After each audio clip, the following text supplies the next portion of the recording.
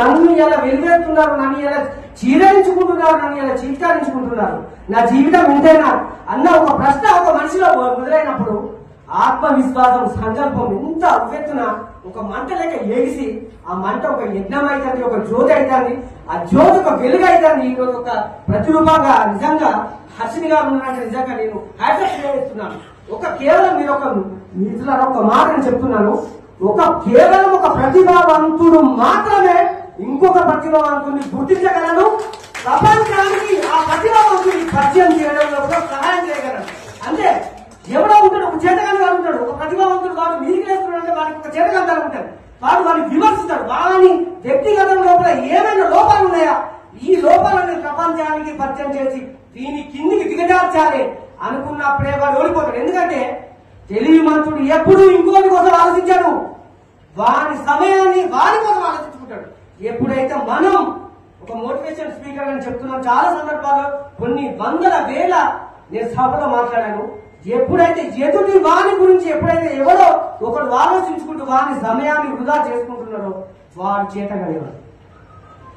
నీ అభ్యున్నతి కోసం, నీ ఉన్నతి కోసం, నీ ఎదుగుదల కోసం నువ్వు ప్రయత్నించు.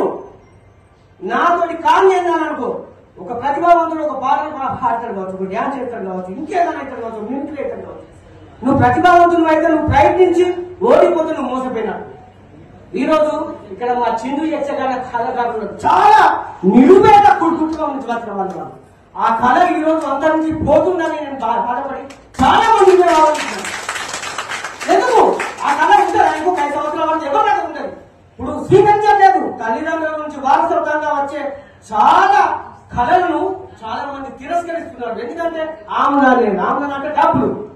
నా తల్లిదండ్రుల యొక్క ఈ ప్రతిభను స్వీకరించి నేను పని చేసుకుంటున్నా డబ్బులు లేవు, నాకు ఇదెందుకు, నేను ఐస్ క్రీమ్ అమ్ముకుంటాను, దుకాణంలో పని చేస్తాను, ఆటి పనులు అమ్ముకుంటాను అంతే. కాకపోతే బాగా మా నాన్న ఒక యక్షగాన కళాకారుడు అయిన కళని నెరవేర్చాలి అని ముందుకు వచ్చేవాళ్ళు లేరు. అక్కడ గోదావరి ఉన్నది, చక్కటి కళాకారుని ఆమె ఒక మామూలు ప్రాంతం నుంచి వచ్చింది. అమ్మ మీ పాదే వందనాలు.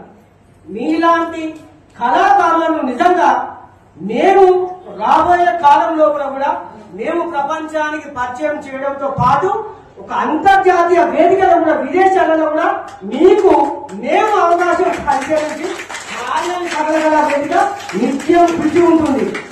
నేనెలాగో మీలాగే ప్రతిభావంతులు మాత్రమే అమ్మా గుర్తించేది. ఎవడో గుర్తించాడు, కథలు చెప్పుకుంటే ఉద్దరే కథ అనేవాళ్ళు ఉన్నారు. అందరినీ చూస్తున్నా, ప్రతి ఒక్కరు తెలుసు నేను ఒక కవిని, రచయితను, గాయకుని, చిత్రకారుని, రక్తదాతను, వ్యవసాయదారుని ఇట్లా చెప్పుకుంటే